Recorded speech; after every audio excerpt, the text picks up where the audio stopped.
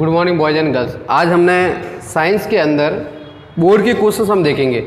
पहले हमने कॉलम वाले सवाल क्वेश्चंस पढ़े थे, पार्ट 6 कंप्लीट हो गया था, उसके कॉलम वाले क्वेश्चंस हमने देखे। कॉलम ए कॉलम बी को मिलान करना था, उसके हमने 3 क्वेश्चंस देखे थे। आज हम बोर्ड 4 साल के बोर्ड के क्वेश्चंस देखेंगे, तो ध्यान देना इधर और लिखते रहना इसको। सबसे पहले हम देखेंगे 2019 के क्वेश्चंस। किसके? 2019 के क्वेश्चंस देखेंगे। 2020 का पेपर मुझे नहीं मिला, इसलिए मैं कल आपको ये बताऊंगा। 2019 के अंदर इस पार्ट से 3 नंबर के क्वेश्चंस आते थे। कितने नंबर के क्वेश्चंस आते हैं? 3 नंबर के क्वेश्चंस आते हैं। तो पहला क्वेश्चन क्या आया था वो मैं लिखाता हूँ आपको। देखो, निम्नलिखित रासायनिक समीकरण, 2 हमें समीकरण दिए। क्या आया था? निम्नलिखित रासायनिक समीकरण। निम्नलिखित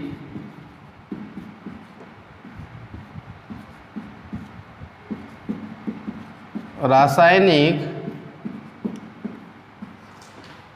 समीकरण। निम्नलिखित रासायनिक समीकरण। पहला समीकरण हमें दिया हुआ है C+O2 मिलके क्या बना? CO2। ये पहला रासायनिक समीकरण है। दूसरा का है 2H2O, या लिखा विद्युत धारा, और ये टूट के बन गया H2 में और O2 में कन्वर्ट हो गया। ये दूसरा समीकरण। अब इसका पहला सवाल हमें क्या पूछा है? ये पूछा है पहला सवाल इसमें, रासायनिक समीकरण का प्रकार लिखिए। पहला सवाल पूछा है रासायनिक समीकरण का प्रकार लिखिए। ये पहला क्वेश्चन पूछा है इसमें। रासायनिक 1 नंबर का पूछा है, ये 1 नंबर। 3 नंबर के क्वेश्चन आते थे। 20 सवाल इन्हीं समीकरण से लिखना है हमें। दूसरा सवाल पूछा है समीकरण 1 व 2 में अंतर लिखिए। समीकरण 1 व 2 में अंतर लिखिए। ये भी 1 नंबर का क्वेश्चन हो गया। और सी इसमें पूछा है उत्प्रेरक विष व उत्प्रेरक वर्धक में अंतर लिखिए। एक उत्प्रेरक विष व उत्प्रेरक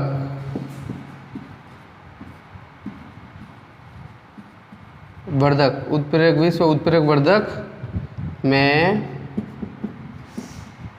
एक अंतर लिखिए। एक क्या लिखना है? अंतर लिखिए। चलो, तो ये तो 2019 के 3 नंबर के क्वेश्चन है इस पार्ट के। और क्या पूछा है देखो, पहला कहा है कौन सी रासायनिक समीकरण लिखिए। निम्न रासायनिक समीकरण किस प्रकार के? रासायनिक समीकरण का प्रकार लिखिए। कौन सा समीकरण है बताओ? ये कौन सी अभिक्रिया है? निम्न रासायनिक समीकरण का प्रकार लिखिए। किस प्रकार की अभिक्रिया है? तो इस अभिक्रिया बताओ, ये कौन सी अभिक्रिया है? ये अभिक्रिया है संयोजन अभिक्रिया। तो पहले का आंसर क्या हुआ? संयोजन अभिक्रिया। निम्न अभिक्रिया कौन सी है? संयोजन अभिक्रिया। तो ये कौन सी अभिक्रिया? संयोजन अभिक्रिया, संकलन अभिक्रिया, योगात्मक अभिक्रिया। तो पहली जो रिएक्शन है वो कौन सी है? संयोजन अभिक्रिया। प्रकार लिखना है। दूसरी बताओ, विद्युत धारा के प्रभाव से H2O का क्या हो रहा है? विघटन हो रहा है ना। किसके प्रभाव से? विद्युत धारा। तो ये कौन सी अभिक्रिया है? कौन सी अभिक्रिया बताओ? ये कौन सी है? विद्युतीय अपघटन। कौन सी है? विद्युतीय अपघटन। ये अपघटन अभिक्रिया है। और कौन सी अपघटन अभिक्रिया है? विद्युतीय अपघटन। तो इसकी रिएक्शन, पहली वाली जो रिएक्शन है वो संयोजन अभिक्रिया है, और दूसरी है वो कौन सी है? विद्युतीय अपघटन है। कौन सी अपघटन है? विद्युतीय अपघटन। तो ये हो गया पहले का आंसर। पहले का आंसर क्या हो गया? संयोजन अभिक्रिया और विद्युतीय अपघटन। समीकरण 1 व 2 में अंतर लिखो। देखो, संयोजन और विद्युतीय अपघटन, अपघटन और संयोजन में क्या अंतर है? देखो, इसका अंतर क्या है कि 2 या 2 से अधिक पदार्थ मिलकर जब एकल उत्पाद बनाते हैं तो उसको हम क्या कहते हैं? संयोजन अभिक्रिया। तो संयोजन अभिक्रिया में क्या होगा? इसमें 2 या 2 से अधिक पदार्थ जुड़कर एकल उत्पाद बनाते हैं। तो ये इसका अंतर। और इसमें क्या है? इसमें एकल उत्पाद 2 या 2 से अधिक पदार्थों में टूटता है। मतलब इसमें 2 या 2 से अधिक पदार्थ मिलते हैं और एक नया पदार्थ बनाते हैं, एक एकल उत्पाद बनाते हैं। और इसमें क्या होता है? विघटन अभिक्रिया में क्या होता है, अपघटन अभिक्रिया में क्या होता है कि एकल उत्पाद 2 या 2 से अन्य नए प्रोडक्ट बनाता है। तो इसमें तो 2 या 2 से पदार्थ जुड़ के एक नया पदार्थ बनाते हैं, और इसमें एक एकल जो अभिकारक है वो 2 या 2 से अधिक पदार्थों में टूटता है। अगर वो विद्युत धारा के कारण टूटता है, इसलिए इसको कहते हैं विद्युतीय अपघटन। तो इसका अंतर क्या हो गया, 2 या 2 से अधिक पदार्थ जुड़ के एकल उत्पाद बनाए तो संयोजन अभिक्रिया, और एकल उत्पाद अभिकारक 2 या 2 से अधिक पदार्थ में टूटता है, उत्पाद बनाता है, तो उसको हम कहते हैं अपघटन, और विद्युत धारा के कारण हो रहा है इसलिए इसे कहते हैं विद्युतीय अपघटन। तो इसका भी आंसर हो गया। फिर उत्प्रेरक विष व उत्प्रेरक वर्धक में एक अंतर लिखिए। उत्प्रेरक विष और उत्प्रेरक वर्धक के अंतर लिखा दिया ना हमने। उत्प्रेरक विष का मतलब क्या होता है, वे पदार्थ जो उत्प्रेरक के साथ मिलकर उत्प्रेरक की क्रियाशीलता को क्या कर दे, कम, उसे हम क्या कहते हैं, उत्प्रेरक विष। वे पदार्थ जो उत्प्रेरक के साथ मिलकर उत्प्रेरक की क्रियाशीलता को क्या कर दे, कम, वो क्या कहलाते हैं, उत्प्रेरक विष। और उत्प्रेरक वर्धक किसे हम कहते हैं कि वे पदार्थ जो उत्प्रेरक के साथ मिलकर उत्प्रेरक की क्रियाशीलता को क्या कर दे, बढ़ा दे, उसे हम क्या कहते हैं, उत्प्रेरक वर्धक। एक एग्जाम्पल मैंने आपको लिखाया था, कौन सा, N2+H2 का। इससे क्या बन रहा था, इससे बन रहा था अमोनिया। क्या बन रहा था, अमोनिया बन रहा था। यहाँ 3 कर देता हूं मैं, अमोनिया। और मैंने यहाँ क्या लिखा था, एक लिखा था फेरस, और फेरस के साथ अगर एमओ लिखते हो तो ये वर्धक हो जाएगा। क्या हो जाएगा, वर्धक। फेरस के साथ अगर एमओ लिखते हो तो वर्धक। और अगर ये किए रिएक्शन में N2+3H2 और इसी के साथ अगर Fe के साथ हम CO लिख रहे थे तो बनता तो यही प्रोडक्ट है। तो यहाँ क्या होता है, यहाँ तो एमओ है और यहाँ क्या, CO। तो CO यहाँ पर किसका काम करता है, उत्प्रेरक विष का काम करता है। किसका काम करता है, एमओ जुड़े तो उत्प्रेरक वर्धक और CO जुड़े तो उत्प्रेरक विष। तो आई बात समझ में। तो ये थे 2019 के क्वेश्चंस। एक एक अंतर इनके अंदर लिखना था हमें। अब आते हैं हम 2018।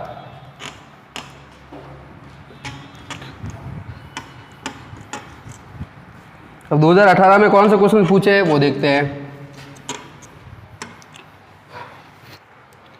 2018, अब लेते हैं 2018 में। 2018 के पहले निम्नलिखित में अंतर लिखिए। निम्नलिखित में अंतर लिखिए। ये भी 3 नंबर के क्वेश्चंस थे। 2018 में भी 3 नंबर का ही आता था। पहला पूछा है धनात्मक व ऋणात्मक, धनात्मक व ऋणात्मक उत्प्रेरक में अंतर लिखना है। एक अंतर लिखना है, मैं एक अंतर लिखना है। सिर्फ में क्या लिखना है, मैं एक अंतर। कितना अंतर, एक अंतर लिखिए। बी क्या पूछा है, बी पूछा है ऊष्मीय अपघटन व विद्युत अपघटन।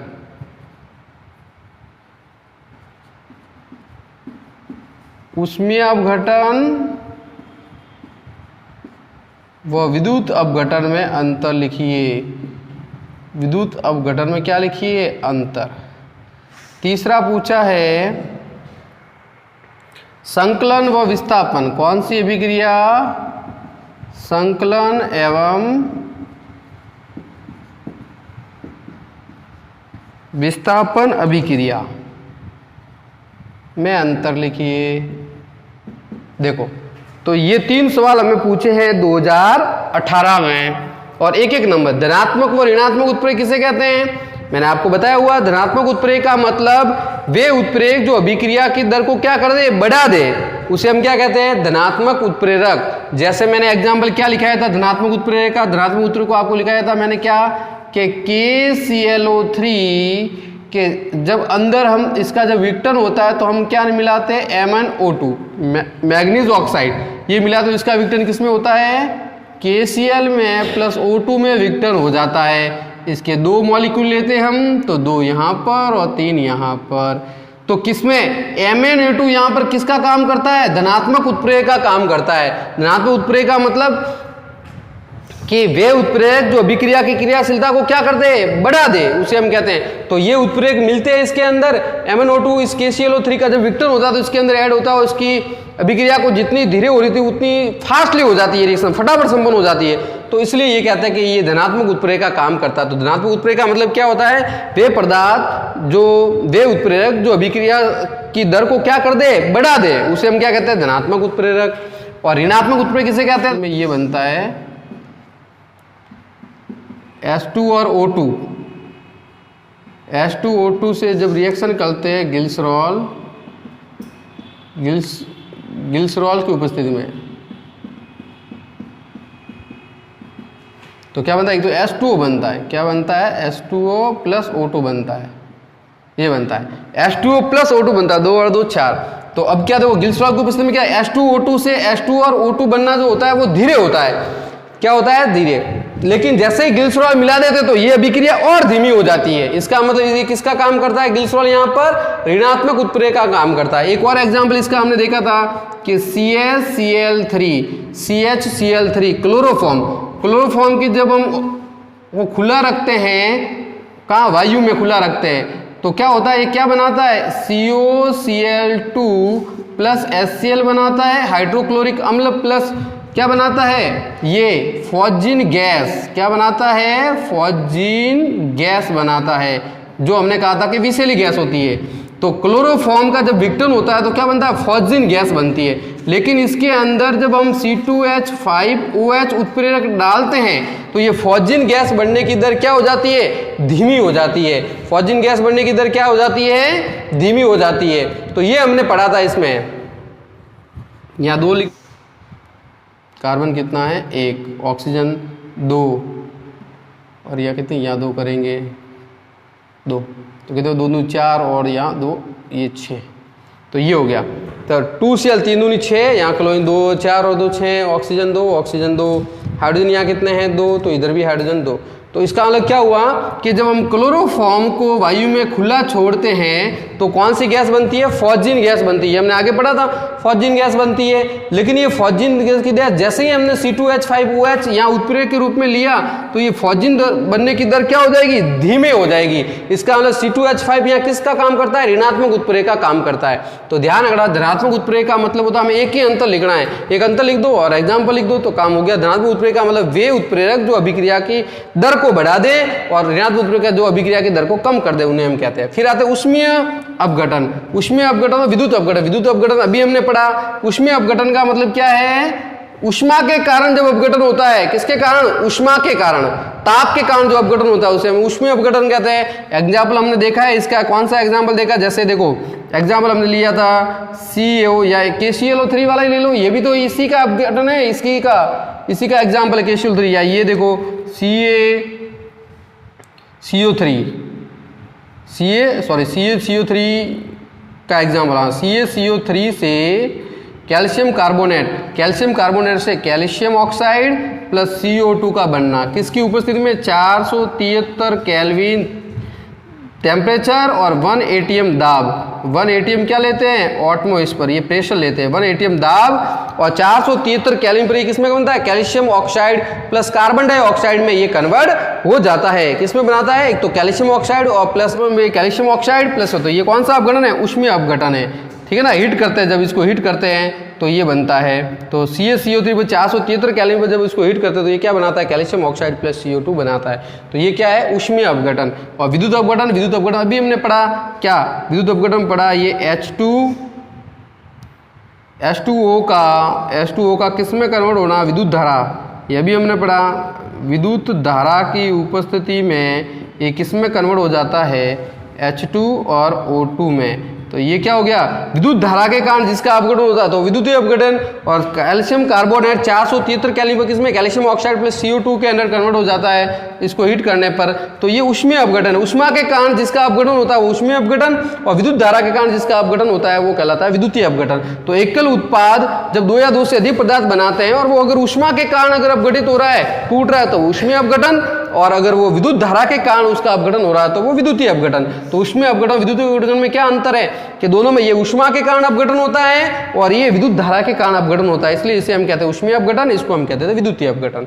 फिर संकलन का मतलब क्या है, संकलन का मतलब वही संयोजन अभिक्रिया जो अभी हमने पढ़ी, कौन सी, कार्बन प्लस ऑक्सीजन से क्या बनना, CO2। कौन सी अभिक्रिया है, संकलन अभिक्रिया। कौन सी अभिक्रिया है, संकलन। संकलन अभिक्रिया का मतलब क्या होता है, दो या दो से अधिक पदार्थ मिलकर एक नया पदार्थ बनाया तो उसे हम संकलन या संयोजन या योगात्मक अभिक्रिया कहते हैं। और विस्थापन अभिक्रिया, विस्थापन अभिक्रिया में बताऊं तो विस्थापन अभिक्रिया कौन सी, कि जिंक की जब मैं क्रिया करा तो कॉपर सल्फेट से, और तब क्या बनता है, ये जिंक क्या करेगा, जिंक इसकी जगह आ जाएगा, कॉपर को कर देगा बाहर, तो क्या बनाएगा, जिंक सल्फेट प्लस क्या बनाएगा, कॉपर। तो विस्थापन अभिक्रिया में हमने क्या पढ़ा था कि किसी यौगिक या पदार्थ या परमाणु का किसी दूसरे परमाणु या अणु द्वारा क्या हो जाना, विस्थापन हो जाना, समूह द्वारा। एक परमाणु या परमाणु के समूह द्वारा उसका क्या हो जाए, विस्थापन हो जाए, समझ गए, उसको हटा दे और खुद उसकी जगह जुड़ जाए। और कब होता है ये, जब कैसा हो कि एक क्रियाशील धातु हो वो अपने से कम क्रियाशील धातु को क्या कर देती है, हटा देती है। तो ये हमने विस्थापन में पढ़ा। विस्थापन का मतलब उसका ट्रांसफर करना, वहां से हटाना उसको, ठीक है। तो क्या कहा था कि भाई ऐसी अभिक्रिया जिसमें एक परमाणु या समूह द्वारा किसी दूसरे यौगिक के परमाणु समूह को क्या कर देना, विस्थापित करना, ये क्या कहलाता था, विस्थापन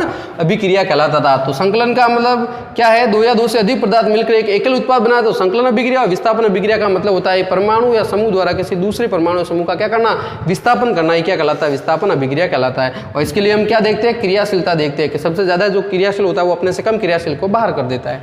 तो ये इसके एग्जाम्पल, एक एक नंबर के क्वेश्चन पूछे थे। धनात्मक उत्प्रेरक, ऋणात्मक उत्प्रेरक क्या होता है, तो हमने देख लिया, ये धनात्मक उत्प्रेरक का काम करता है, ये ऋणात्मक उत्प्रेरक, ये भी ऋणात्मक उत्प्रेरक का काम करता है। यहाँ पर उसमें अपघटन और विद्युत अपघटन का मतलब देख लिया, ऊष्मा के कारण अपघटन होता है, उसमें अपघटन, और विद्युत के कारण, विद्युत धारा के कारण जो अपघटन होता है उसे हम विद्युतीय अपघटन कहते हैं। संकलन का मतलब दो या दो से अधिक पदार्थ मिलकर एक एकल उत्पाद बनाते हैं तो उसे संकलन अभिक्रिया। और विस्थापन अभिक्रिया का मतलब होता है परमाणु या समूह द्वारा किसी दूसरे यौगिक के परमाणु समूह को विस्थापित करना, ये विस्थापन अभिक्रिया कहलाता है। तो इसके एक एक नंबर के हमें इस एक एक नंबर के क्वेश्चन थे और एक एक अंतर इनमें लिखना था। तो ये था 2018 के क्वेश्चन। अब हम देखते हैं 2017।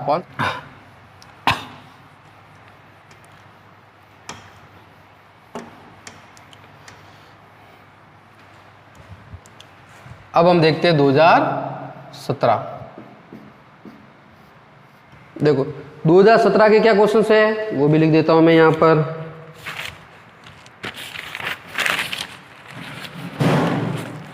वसा युक्त खाद्य पदार्थ, पहला सवाल है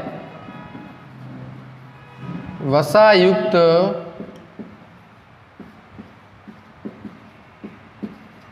खाद्य पदार्थों को विकृत गंधिता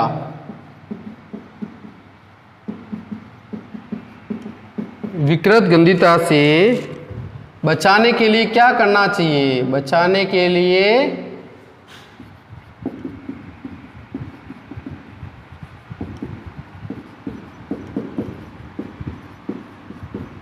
क्या करना चाहिए, बचाने के लिए क्या किया जाता है। तो ध्यान रखना, बचाने के लिए क्या किया जाता है, बचाने के लिए क्या किया जाता है।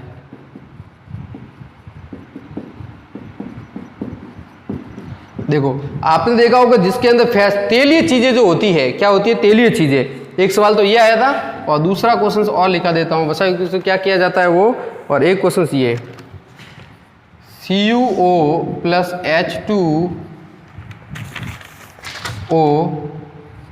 CuO plus Cu plus H2 से क्या बन रहा है, Cu प्लस H2O। तो इसमें कह रहा है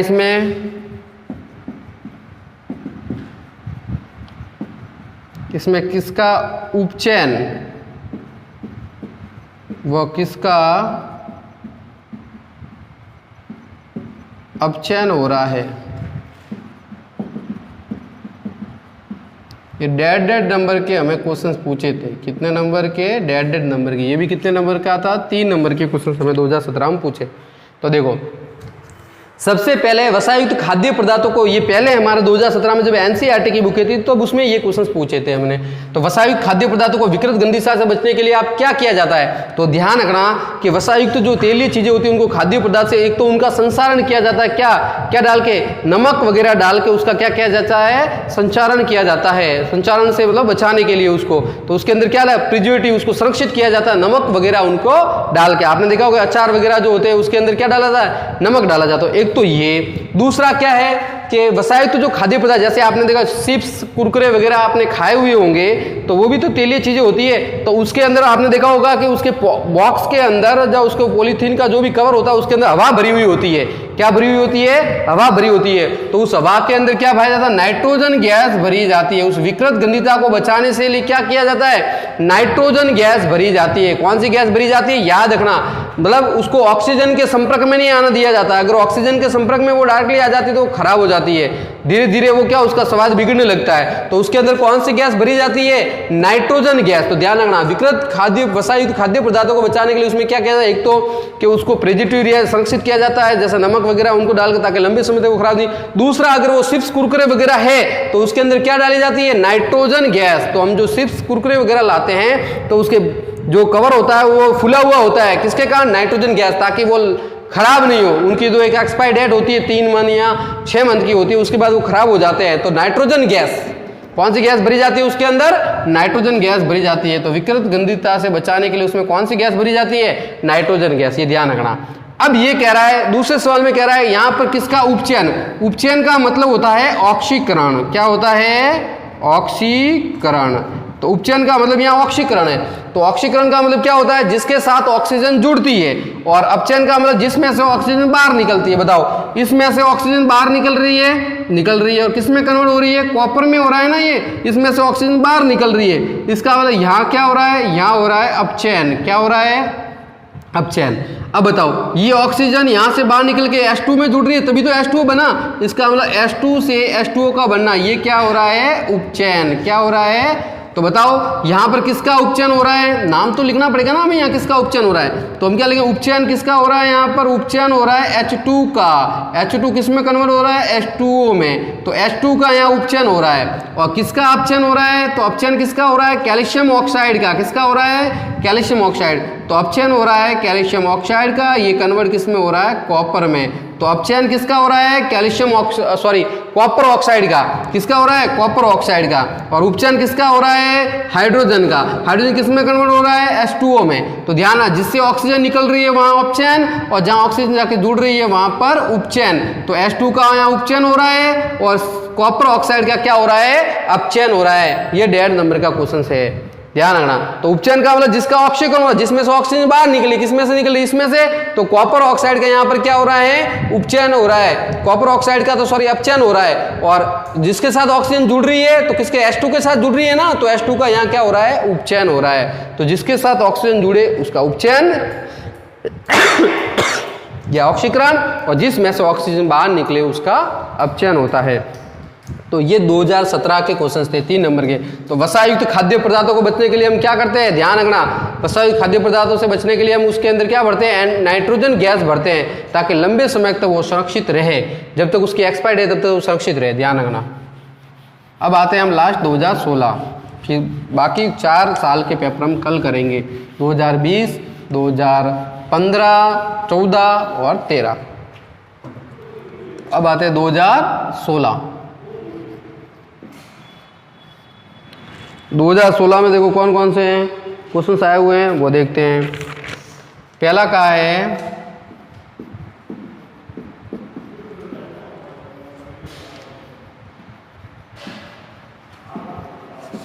संयोजन अभिक्रिया किसे कहते हैं?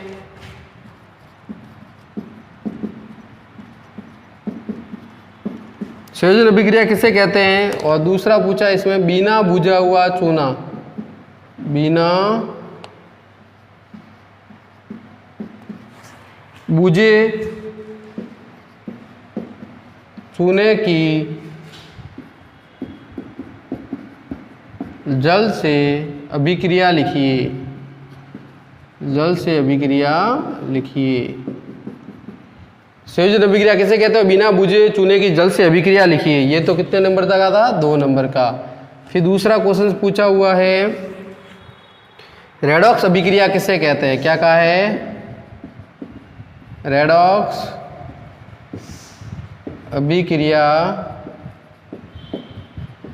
किसे कहते हैं? रेडॉक्स अभिक्रिया किसे कहते हैं? और नीचे लिखा है ZnO प्लस कार्बन से किसका बनना? Zn प्लस Cu का बनना।